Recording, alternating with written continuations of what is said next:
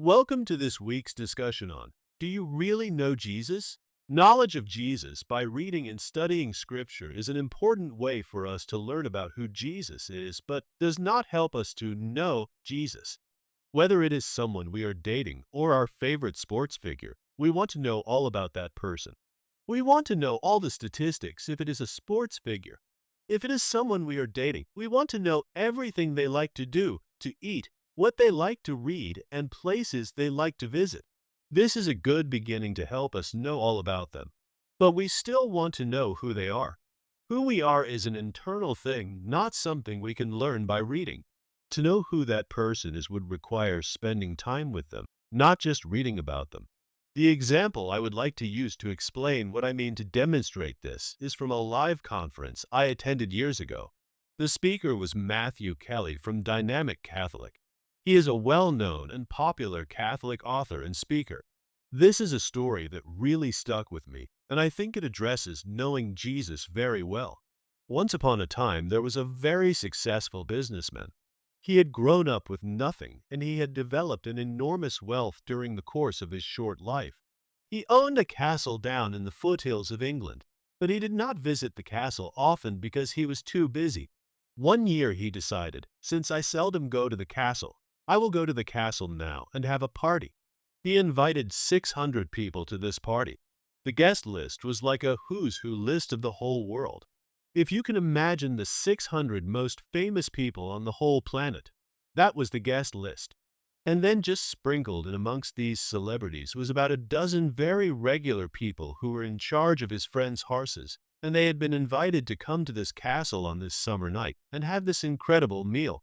Then after dinner, but before dessert was served, the host stood up. He thanked his guests for coming, and he announced that instead of music and dancing, like he usually has at these parties, for entertainment tonight he has invited one of England's premier Shakespearean actors to present a series of excerpts from the writings of William Shakespeare.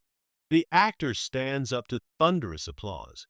You can just imagine the resonance of that applause in the stone hall in a castle that just echoes throughout the castle. The actor began to present one after another short excerpts from the writings of William Shakespeare. He presented them brilliantly. After each excerpt, there was thunderous applause that just echoed through the castle. After about 20 or 25 minutes, the actor announced that he was finished. But if anyone had any special requests of favorite passages from the writings of Shakespeare, if he knew them, he would be happy to present them. One man raised his hand and asked for the soliloquy from Macbeth, and the actor presented it just phenomenally. A woman raised her hand and asked for the 14th song, and again the actor presented it flawlessly.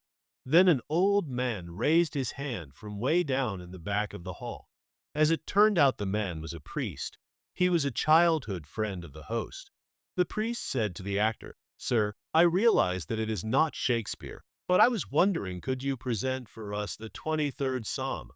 The actor smiled and he said, "Father, I would be happy to, but with just one condition, and that is that when I am done reciting the psalm, you will recite it for all of us here today." The priest was taken aback, but he really wanted to hear the actor recite the psalm. The priest agreed, so the actor began with a thunderous voice, "The Lord is my shepherd. There is nothing I shall want." When he had finished his recitation, the people clapped, and they cheered like they would never stop clapping and cheering. The actor explained that when he was in the third grade, Sister Mary had made them all learn the 23rd Psalm.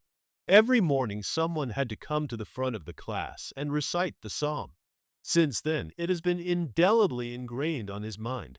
Then he looked back out towards the old priest and said, "Father, it is your turn now." The old priest stood up at his place at the table and fidgeted with the tablecloth in front of him for a moment. Then he began with a soft, firm, but reflective voice. The Lord is my shepherd. There is nothing I lack. In green pastures you let me graze. To safe waters you lead me. You restore my strength. You guide me along the right path for the sake of your name. Even when I walk through a dark valley, I fear no harm, for you are at my side.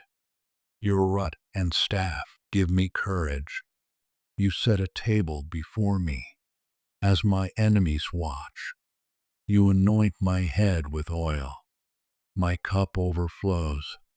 Only goodness and love will pursue me all the days of my life.